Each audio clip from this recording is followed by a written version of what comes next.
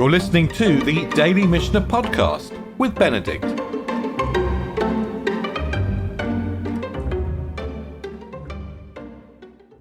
When we were in the third chapter, we learnt about Nidrei Shgaga, if someone made a vow in error, in other words, based on a completely false premise. And that vow doesn't require annulment by the sages. And we're going to come back to this idea about making a vow on a false premise, but we're going to see that it can be a bit more complicated.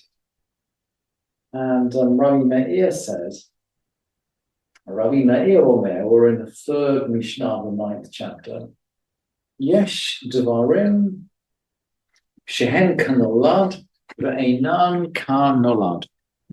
There are things that are similar to a new thing, and yet they're not new. Now, we actually learned in the previous Mishnah, Ve'odamar Rabbi Eliezer Potchin Ban Nolad V'chachamim Hosrem. Rabbi Eliezer disputes with the sages about this idea of a new thing. So, for example, he says, look, I swear I won't benefit from so-and-so. And then this guy became a scribe or was about to give his son in marriage.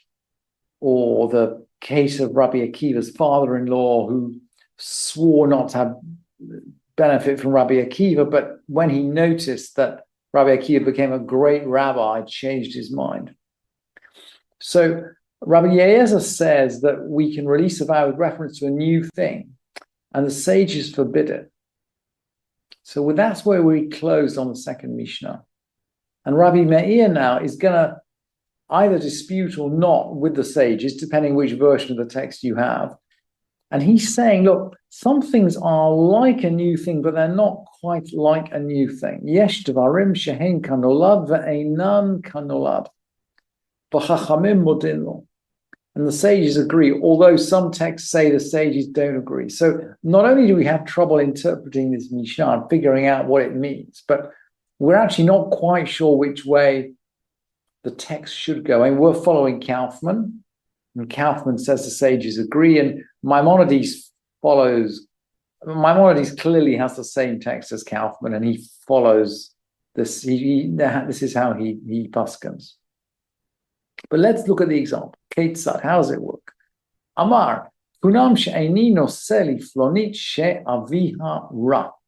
He said, kunam, that I don't marry such a person because her father is wicked. And again, we get a sense of life in the time of the Mishnah. We get a sense, by the way, as to why the rabbis don't like vows. So he said that he doesn't marry this person because her father's wicked, but he doesn't actually say explicitly, I make this vow as long as her father is wicked. He just articulates the reason. And then he finds out he's wrong. Amrulo, mate. They said to him, he's dead.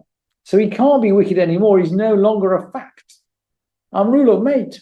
Or she'asat tshuva. Maybe he did tshuva. Maybe he's repented. So Rabbi Meir says this is kind of similar to a thing and yet is not new. And we're not quite sure whether that is to say that the sages agree that this person is released or is not released. And we're not quite sure which way the halacha goes in this Mishnah. And there's a second example too. Kunam labayit hazeh she'eni nichnas. Kunam is this house which I won't enter because why won't I enter? She'kelev ra b'tocho, because it's got a bad dog in it. Or she'hanachash b'tocho, because there's a snake in it. And then they said to him, Ve'amrulo, meit hakelev. They said the dog's dead. Or she'nerag hanachash, the servant's been killed. Harei hem kanolad ve'einan kanolad. This is similar to a new thing and yet not new. V'chachamim modin lo, and the sages agree with him. So it seems to somehow come in the category of new. And whether it requires annulment by a sage or not is not quite clear. Rabbi Meir also said, these Mishnayot all have got two sayings in the name of two rabbis.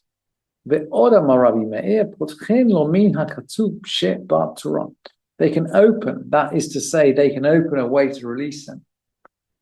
Min hakatuv shebatorah, from what's written in the Torah. Ve'omrim, and they say to him, and now again we're going to learn a little bit about life in a time of the Mishnah and the kind of interpersonal tensions that led to people taking vows. So they bring out this list of commandments. They say to him, Ilu hayita yodea shehasa over al, and here's the list. If you knew that you were going to violate, and then they bring out this long list of commandments. Lo tikom, you shall not avenge. Ve'al lo titor, you shall not bear a grudge. Ve'al lo tisneh achicha b'yivavecha, you shall not hate your brother in your heart. And ve'ahavta l'recha kamocha, and you shall love your neighbor as yourself. Ve'chai achicha imach, and let him live by your side. It's actually a command to lend money when required. Shema ya'ani ve'eina yochol lefarnso. Maybe he'll get poor and you won't be able to provide for him. So essentially, you sense as to the kind of social relationships which seem to create the desire to take vows. And the judges are saying, if you really think about all of these commands, you're not supposed to hate your neighbor so much that you swear not to get any benefit from him or not to give him any benefit. And if they then reply, Amar, so the Mishnah concludes, Amar, ilu ha'iti yodea shehu ken lo ha'iti noder. So if he then says back, if I'd known that this is so, if I'd been aware of all these commandments, lo hayiti noder, I would not have made the vow. Harei ze mutar. This is permitted, i.e., the vow is released. If they remind him of the commandments to love and to not bear a grudge and to not hate and to lend money to your kinsman when he needs it, if they remind him of all these commands, and then he said, if I remembered that, I wouldn't have made the vow, that is sufficient to annul the vow. Thank you for listening to this edition of the Daily Mishnah Podcast with Benedict.